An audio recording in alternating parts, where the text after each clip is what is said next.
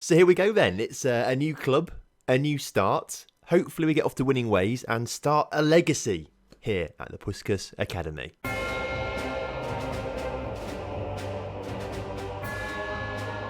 Hello and welcome back to Football Manager 2020. Around the Bloc, welcome back. Glad to have you here. I'm excited for this. The Puskas Academy. But I looked at things in the comment section. I think a vast majority of you guys agree with this decision being the right decision to go for. So I appreciate that you all agree with me, because I was very worried that with all the clubs that we go to, I get very worried that you just decide that, no, that's a terrible choice, Tom, you shouldn't have gone there. But for the most part, people seem pretty happy. Now, I have been chatting with some of you in the Discord about Puskas Academy. Of course, this week we're trying to get 300 people into the Discord, so there's links down in the description to join that. You get 300 in there, we'll have a bonus video out for you later on this week. We are nearly at 250 now, so we've got nearly 100 extra people in there in the first part of this week, so just an extra 50, a bonus video for you lots. But I have been talking to some of you guys in there about this, and there's a few Hungarian guys in there who obviously know a lot about Hungarian football, and as it turns out, the Puskas Academy, named after Ferenc Puskas, who was one of the best football players in the world ever, this has nothing to do with him. Essentially, this is just like a pet project of the president's, who isn't the greatest man in the world. If you're interested in him, look at Viktor Orban. If you're interested in Hungarian football, I'm going to put a link on top of the screen right now to take you to a really good TIFO football video about Hungarian football that I was shared with on my Discord. Some people shared that with me, and it was really interesting and opened my eyes a lot about the Puskas Academy and perhaps quite how they have so much sponsorship money and things like that. It's all a little bit shaky. But I like to think that because it's Football Manager, we don't think about anything other than football and just the game, essentially. We don't have to care about politics and stuff like that. It's just a game, it's just a team, so let's try and do as well as we can. So I think first things first, we have to sort of introduce you to the Puskas Ferenc word academy. I can't say that in a word, Labzarugo, but there's accents on the U and the O which make me think it's completely different. I don't know, and it's Academia, isn't it? Not Academy, but for the sake of everything else, just the Puskas Academy. We have one of the most stylish stadiums in all of Europe. Google the Pancho Arena if you've not done already. It looks incredible. Not a very big capacity, but they are based in a little village just outside of Budapest, so that kind of explains it. But we've got a pretty decent setup, I think. We've got great training facilities. We've got really good youth facilities as well. We've got really good, excellent youth recruitment as well. Only adequate academy coaching though, so we might try and look to increase that a little bit as well and things like that. But most interesting of all, we have actually got quite a few affiliated clubs. Now, sometimes we are the senior affiliate, like this particular team in Guyana. We are the senior affiliate to them. We have an annual fee of £15,000 that we pay to them, but because of the database, they don't actually have any decent players coming through. They've got one player who's not very good, and because of the database and restrictions on the amount of players and things like that, they're never going to have that many good players coming through. So I might look to cancel some of these affiliates, because particularly this one in Guyana, because we're just not going to get any decent players from it. Also means we save £15,000 a year as well, which is quite nice. Speaking of money, we also have a overall balance of £1.5 million, which is very, very nice. It's nice to be in a club that actually has money. We've just made some more money because I've just played through the winter break, and I sold one or two players that I thought were never going to play and stuff like that. We had a really, I'll tell you about in a minute, we had a really annoying player who wanted more game time, and I said, I'm a new manager around here, everyone had their chance. He didn't like that. He said, no, I need the game time. So we had an argument about that. 2 days later, he came back to me and said, I don't settle in at the club. I want to leave the club after getting really cross to me. And then I tried to let him. It's just weird. And he's gone now, at least, so that's quite good. But he was definitely going to be a troublemaker. Anyway, what you will notice is that there are very big peaks and troughs. So as you can see here, big peak, big peak, big peak, big peak, trough, trough, trough. So obviously they burn through the money quite a lot. And these big peaks come because the sponsorship money is a lot. We get about £4.1 million a season from sponsorship money, which is a stupid amount of money for a club at this sort of level. However, all of our sponsorship deals run out at the end of the season, so I'm going to be interested to see how many sponsorships we'll have next season, how much money we get from it. Income last season was £8.6 million. We're currently at 7.8 right now, so we're going to make a bit more money this season, but expenditure-wise, last season 9 million or nearly £10 million. This season currently £6 million, just under. So we pretty much break even every season. That's because of the sponsorship money. The club do like to splash the cash as well, to be fair. We sold £1.3 million worth of players this season, but sold 1.4. Season before, we spent 3.1, sold 1.8. So there's a lot of money passing hands. There was actually quite a lot of transfer budget. If we reduce the amount of transfer budget that we spend, we could actually have a decent amount of money coming into the club, and actually we could do quite a bit with it in a couple of seasons' time. So for a change, we're actually a fairly healthy financial club, which is very nice, actually. I'm looking forward to that. So I just thought I'd give you a bit of a background to some of the club before we get into things properly. Today we've got the first game of the season. Well, actually, no, it's not. It's the 17th game of the season, but it's the first game of the season that we're going to be managing in, obviously. They've not had a great first half of the season. We'll be honest with ourselves here. We are 10th in the table, 1 point clear of the relegation zone, but only a few places ahead of us are like Budapest Honvéd, Ferencváros, not that far away, 10 points ahead of us. So I think we can turn the season around and get a respectable top half finish, because that's what we promised the board. Our first game of the season is against MTK. Does that stand for anything? Just MTK Budapest? Okay, fair enough. Look like a decent side. Valued at quite a lot of money, but predicted to come 8th in the table. So on paper, our squad is better than them. Is there anything else interesting about this club? General? No. Facilities? No. Affiliated clubs. They're affiliated with Liverpool, apparently. Fair enough. No annual fee paid or anything like that, but fair enough. Liverpool involved with this club. We played 3 fixtures over the winter break, and we won 2 of them and drew 1 of them 0-0. So we didn't actually concede a goal, which I think was absolutely fantastic. You'll see that for most of the season, when they've not been playing very well, they've been playing with a 4-2-3-1 defensive midfielder, attacking midfielder sort of variation. And to change things up and get back to winning ways, we are going to play the exact same formation, because it literally is the best formation they've got with the players at their disposal. So we'll try and go for a gegenpress. Now, this has worked really well for us at Martin, so hopefully we can just pick it up and drop it into this team here for Puskas Academy, and hopefully it all works out nicely. What it does mean is there is quite a gap in the midfield, and hopefully this Segundo Volante can sort of help us out a little bit with trying to bridge that gap between the attacking midfield and defensive midfield. But it does mean we do have gaps on the pitch, notably this one, but it's not really proved an issue so far in friendlies, so hopefully it's okay. What we'll do then is take you through the first team, because these are the best 11 players, and you'll get to meet more players as we go on and things like that. But we've got a man called Kiss in goal, which you love to see. What a fantastic name. Kiss is in goal. He's 23 years old, goalkeeper, 3-star current ability, 4-star potential. Hasn't been at the club for that long, but has done pretty well last season, only conceding 37 goals, which I think is not too bad, to be fair, in 32 games. So Kiss starts in goal. We then got a back line. Antovsky is our left back, 24 years old, 4-star current ability, one of the best players in the squad, but is on £8,000 per week, which is one of the highest earners at the club. So I'm kind of thinking that he might be a player that we need to move on next season to try and save a bit of money. We've got £100,000 a week to spend on wages, but he's taken up 8% of that, and that is quite a lot when you consider that you've got a whole squad of players to fill in with that £100,000 per week. I think we've got a really decent centre-back partnership. We've got Roos, first and foremost, playing on the left-hand side. He's a central defender, 3.5-star current ability. He's getting on a little bit at 28 years old, but £2,700 per week, that seems like a pretty reasonable wage for someone of his sort of calibre. So I think Adrian Roos will be pretty good. On the other side, we've got Jan Gornek, and he looks pretty decent. 4-star current ability, one of the best players in the squad, and on very cheap wages, so I'm quite keen to keep him at the club for as long as possible if he keeps playing well and things like that. So I think these two are going to make a nice centre-back partnership. They've already got this orange line, which means they've got a fairly decent partnership. If it's a bold line, it's good.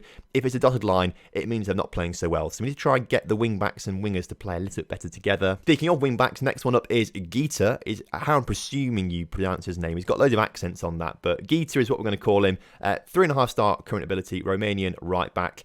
He's okay. He does the job. He's probably not the best in the world, and next season we might look to try and replace him with someone else, but he looks like a decent lad. Decent lad. We brought him in for nearly £500,000, which was a lot. I'm not quite sure why the board and the manager wanted to do that. I think that's a bit too much money for him, but there we go. He's here at the club, and he's the best one we've got right now.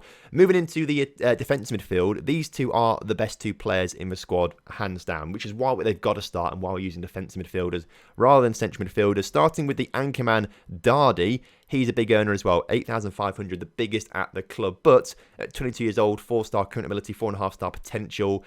He could be pretty decent for us. Like, I think he's got, a lot about him, particularly his mental side of the game.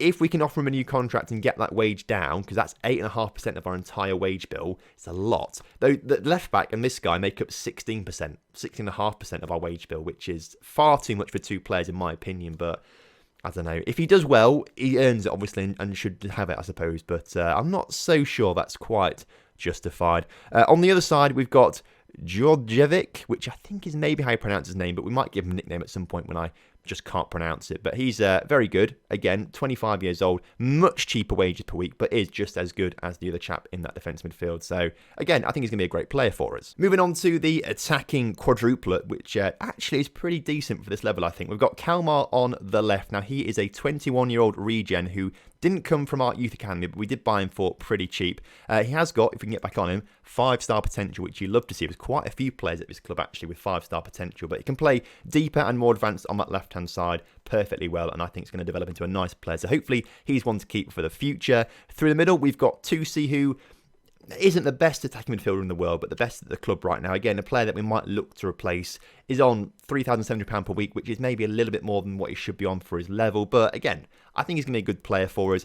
He's one of the better players so far this season, so he's obviously doing something right as the attacking playmaker. On the right-hand side, we've got Farkas, who is also another Romanian lad. We've got a few Romanian players in the squad with 4.5 stars of potential. Again, he's not a regen of ours, but we did pay nearly £1 million for him, which does seem a little bit much, but I don't know. If he plays well, he's probably worth it. But a winger on that right-hand side. And up front, we have that token South American player that has been every Eastern European side. We have got a Colombian guy called Jose Cortez, who came to me right at the start of this one. As soon as I joined the club, and he said, I want to start more games. And he's actually the best striker at the club. Like, he is the best one there. So I said to him, yeah, that's fine. You will play games. And he seems pretty happy with that. So only 1 goal and 2 appearances. Clearly, the last manager didn't really see much use in him. But hopefully for us, he'll come out and score plenty of goals. So that's the starting 11 then. That is the best starting 11 we've got. Everyone's sort of fit and healthy, so that literally is the best starting 11. So get used to these names, get used to these faces, and get used to these mispronunciations in the defence, because there's probably quite a few names that I'll get wrong there. But it should be all right. So let's get straight into the first league game for us, and hopefully start things off with a win. Right then, kickoff is upon us here. We're playing at home as well, so I'm hoping for a big bumper crowd to come out today. We are currently in the January transfer window, but for now, I just kind of want to see what the boys we've got can do. Come a new season, that's when we'll look to bring in some old faces like Shitty Gel, for example, and things like that. He's not actually rated very highly by the scouts at Puskas Academy, but he's got to come with us, hasn't he, at some point? So that should be quite good, as we've just scored the first goal of the game. Eric Farkas, the nearly £1 million man, scores only his 3rd goal of the season from the corner there, but a great goal to score nonetheless. The stadium in the 3D match engine does not look quite as spectacular as it does in real life. The stadium in real life is absolutely mental. Like, I can't tell if I hate it or love it, but it's definitely something. That's what I'll say. As Roos gets on the ball on the edge of the area, back to Antovski, into Tusi. That's a nice combination of names there. I like that. Hopefully they can combine quite nicely. As Roos back on the ball, all the way back to Gornek. Obviously, this team MTK are pressing quite highly defensively, so we can't get the ball forward much as they are man marking. But Kalmar finds his way through, but it's disallowed for offside, unfortunately. You hate to see that, but nice attacking move from us, as we've had 12 shots there, 2 shots.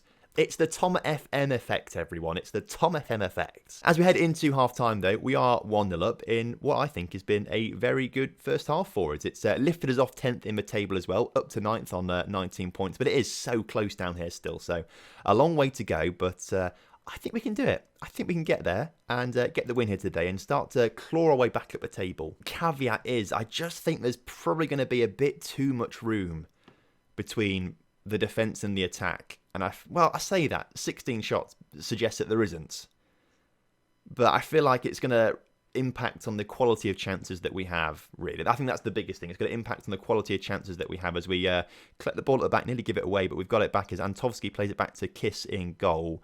Kiss to launch one, or play it relatively short to Tusi, back to Dardy in the centre defensive midfield.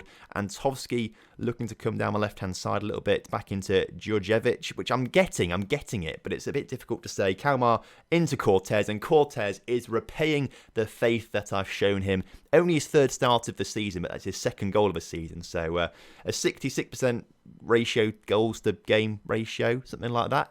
We'll take it. If he keeps up with that, he'll be the league's top goal scorer in no time. But a 2nd goal for us here at the near post. You love to see it. This is great. I think we've come to a really good club. I think we've made a great decision. Yes, we could have gone for Olympic Donetsk and had those great derbies with the Shakhtar Donetsk and stuff like that. And we could have had silverware immediately, pretty much, because we were top of the table. As we've got another one. Antovski with the 3rd goal of the game. You love to see it.